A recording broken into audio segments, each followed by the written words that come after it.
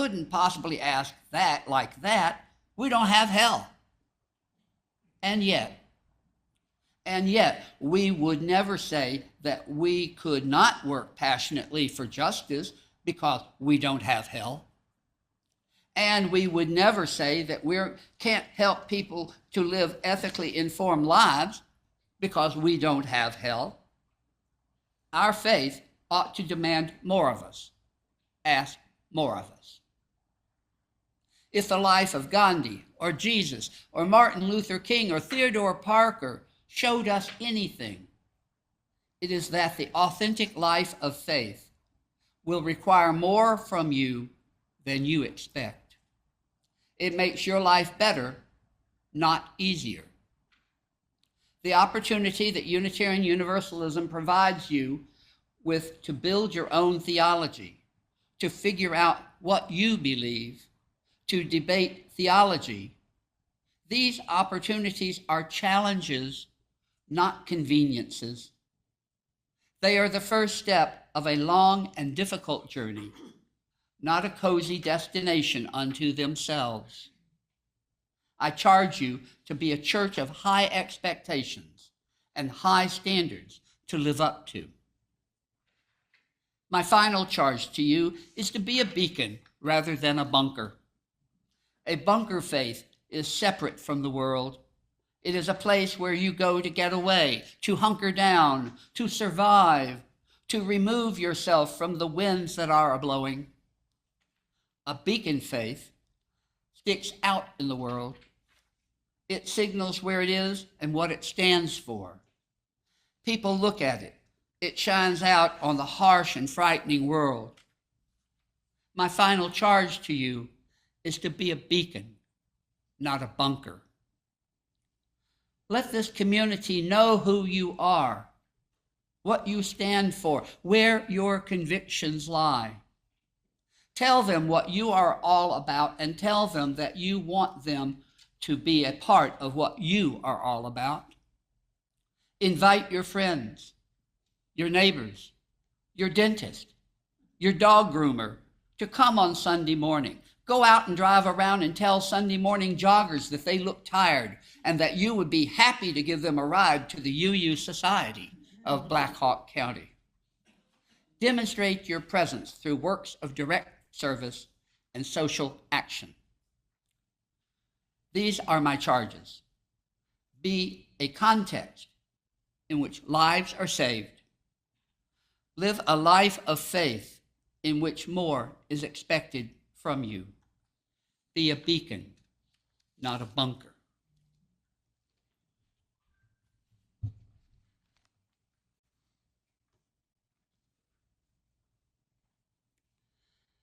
Well, thank you for the invitation to be here again. It has been a few years since I was last with you in the Lehigh Valley. And since this is summertime, let me start with a baseball story. First, keep it from being a dry sermon.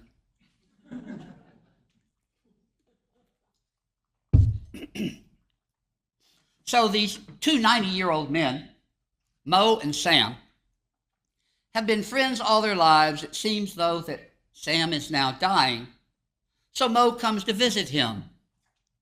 Sam, says Mo, you know how we have both loved baseball all our lives. Sam, you got to do me one favor. When you go, somehow, you've got to tell me if there's baseball in heaven. Well, Sam looks up at Mo from his deathbed and says, Mo, you've been my friend many years. This favor I'll do for you. And with that, Sam passes on. Well, it's midnight a couple of nights later.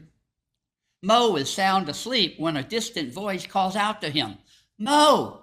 Mo! Who is it? Says Mo, sitting up suddenly. Who is it? Mo, it's Sam. Come on, you're not Sam. Sam died. I'm telling you, insists the voice, it's me, Sam. Sam, is that you? Where are you? I'm in heaven, says Sam, And I've got to tell you, I've got some good news and some bad news. Well, tell me the good news first, says Mo. Oh, the good news, says Sam, is that there is baseball in heaven. Really, says Mo, that's wonderful. What's the bad news? You're pitching Tuesday.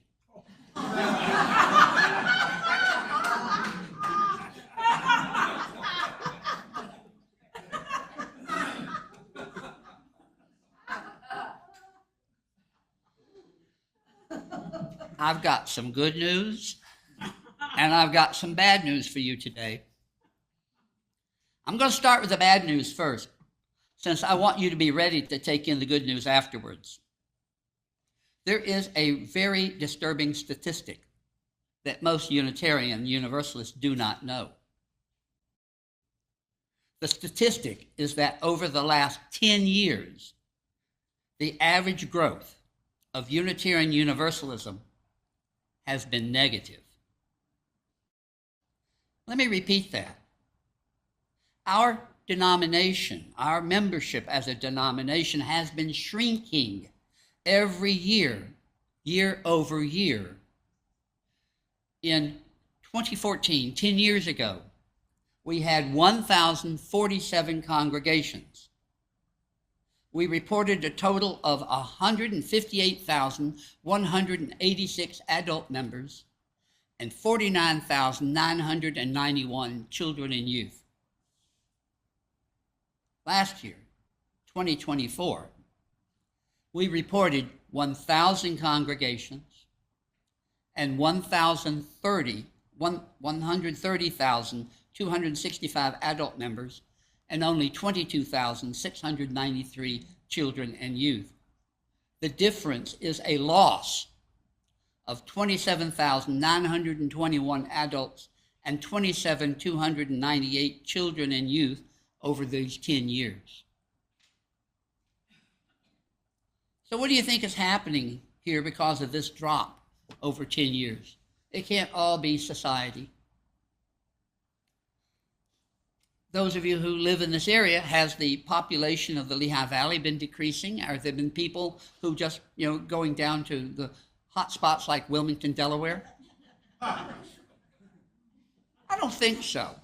I think you need to reflect upon this fact and do some serious thinking about this congregation. What these numbers tell me is that we are becoming more marginalized in the greater society because we're not even keeping up with population growth. Now, if we believe strongly that our faith is a transforming one, if we believe that our value system is relevant for the America of the 21st century, if we believe that we want our children to inherit this faith, then there's a major disconnect between what we say about our faith and our action in supporting it. We're not sharing our faith with others enough. We're not becoming evangelists for Unitarian Universalism. What is called for is a new spirit of evangelism among every member of this congregation. Now, I know some people get a little nervous when I use the term evangelism around them. For some, the word conjures up images of a person haranguing them with the intent that they must come to agree with the theology of that person speaking or be faced with the threat of everlasting punishment. The popular culture has reinforced this vision through movies like Elmer Gantry and more recently The Apostle, starring Robert Duvall. But this term has a long and glorious history within Unitarian Universalism. Now, you may not know that the term comes from the Greek, and it translates to mean spreading the good news. When the Unitarians and Universalists first started in this country well over 200 years ago, it was because of fervent evangelical preachers like John Murray and Theodore Parker who spoke out of a passion for a religious way of life that called women and men into a new way of relating to the holy. They were not afraid to share their faith with those they met. Now, the Universalist had circuit-riding evangelists who helped spread the idea of a loving God throughout New England and the Middle Atlantic states. At the end of the 19th century, a Reverend Quillen Shin rode thousands of miles a year starting Universalist churches in the South. He was known as the St. Paul of the Universalist Church. He has been credited with starting at least 40 churches and inspiring nearly 30 people to go into the ministry. His first biennial report stated that in less than 3 years, he had traveled more than 15,000 miles, averaging almost one sermon or address a day, had worked in 34 states, the District of Columbia, and 2 Canadian provinces. He had organized 8 churches, 4 state conferences, a number of young people's Christian unions, ladies' aid societies, mission circles, and 7 summer meetings. Now, this was done by horse or by horse and buggy and by trains in all kinds of weather. So if we, here today, are to make a mark in today's world, we will need to learn how to speak up to the people we meet about Unitarian Universalism. So I ask a question you don't have to answer. How many of you have ever spoken about your faith to someone who wasn't a UU? So just think about that. You don't have to raise your hand or anything like that. I won't put you on the spot. What was your fear if you didn't say anything? If you did say something, what did you say? Did you stumble trying to explain who you are? Now, Unitarian Universalism is a faith that can be complicated to explain if you make it that way. But it also is a very simple faith to communicate to another. Over the past several decades, we've been urging our members to develop their own elevator speech, to talk about their faith to others.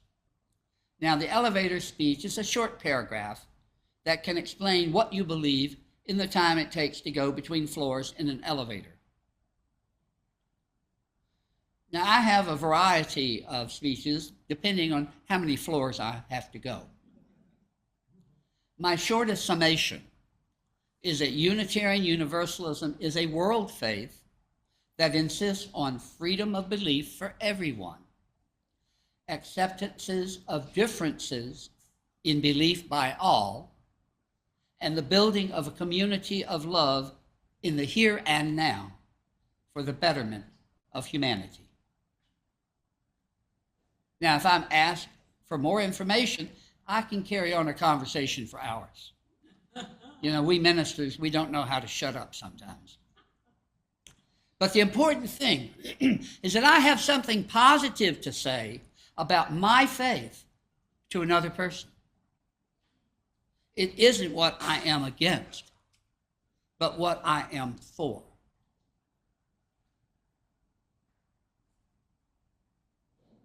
Peter Bowden is a modern Unitarian Universalist evangelist using current technology to help spread our faith. He said that Unitarian Universalism is a faith community that brings people with diverse beliefs together around shared values. He has a website, the UU Growth Lab, and it has videos and other interactive programs that help people know what we are all about. And being an entrepreneur, he doesn't just give it away, but for $100 a year, you can get loads of help in growing your congregation. Probably a very wise investment. You can share this site in the congregation to assist you in witnessing our faith to others. Excuse me.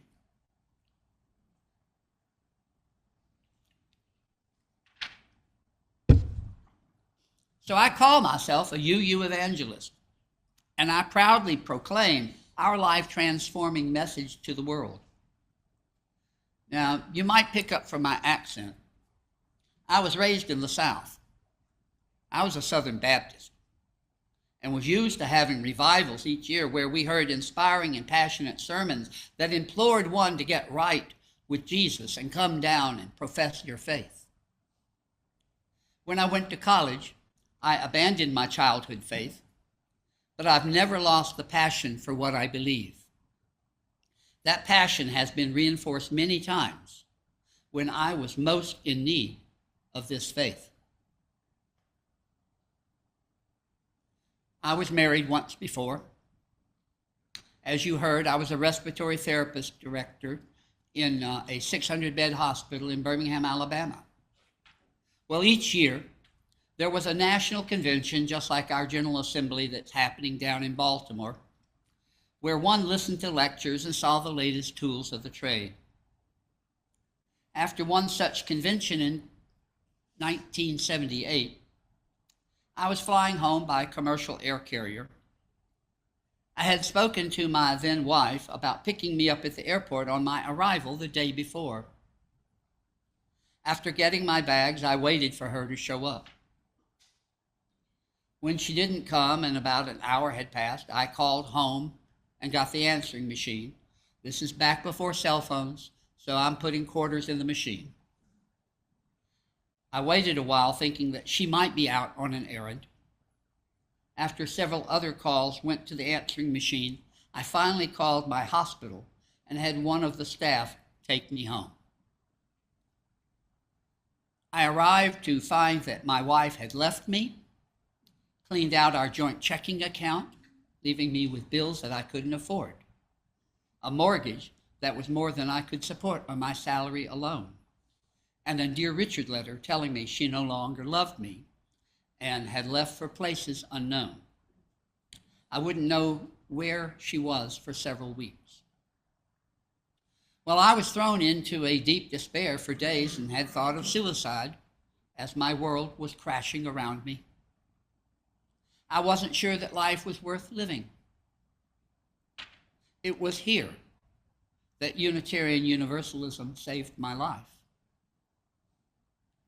People heard what had happened to me and rallied around me in support. The community of faith held me gently while I learned to put the pieces back together of my life. They loved me back into loving myself and helped me find a path toward wholeness. They accepted my brokenness and provided the environment for my healing. I'm not sure I would be standing before you today if it hadn't been for the men and women of that church who cared for me and sustained me at my darkest hour. This is what our faith can be at its best. This is why I have dedicated my life to serving it as a minister. Our world needs a religion that takes us as we are, imperfect and flawed, and lets us share our lives within a loving community of people who do not claim to know all the answers to life. Ideally, this community is there for us when we are hurting, when we are sad, when we are grieving. There is also a need for a faith that honors the inner light of searching for our relationship to the universe without forcing us to accept things that do not make sense. We say that revelation is not sealed, and we continue to grow in our faith through time. And we need a faith that knows the power of love to transform each other into a true community which acknowledges the interdependence of all of us on this planet. We need a faith that cares for our planet in the face of the environmental degradation that we see all around us. So we must overcome our reluctance to talk about what Unitarian Universalism means to us, and we need to become evangelistic. If we truly feel that this faith is worth passing on to others, We must become bold preachers like those of old who proclaim the good news of a liberal faith to all of humanity. We shouldn't become discouraged when some people will reject our faith for whatever reason. So John Murray, who I talked about earlier, the Universalist minister and one of the founders of our faith, knew what it means to preach our religion in public. A later commentator attributed these words to Murray. You may possess only a small light, but uncover it. Let it shine. Use it in order to bring more light and understanding to the hearts and minds of men and women. Give them not hell, but hope and courage. Do not push them deeper into their theological despair, but preach the kindness and everlasting love of God. This is our call today. So I invite you to become evangelists and help spread the good news of our life-transforming Unitarian Universalism. Our world needs what we have to offer in that marketplace of religious thought. We have a loving faith that people will embrace if they only hear about it. If you will answer the call to be a UU evangelist, then let the congregation say, Amen. Amen.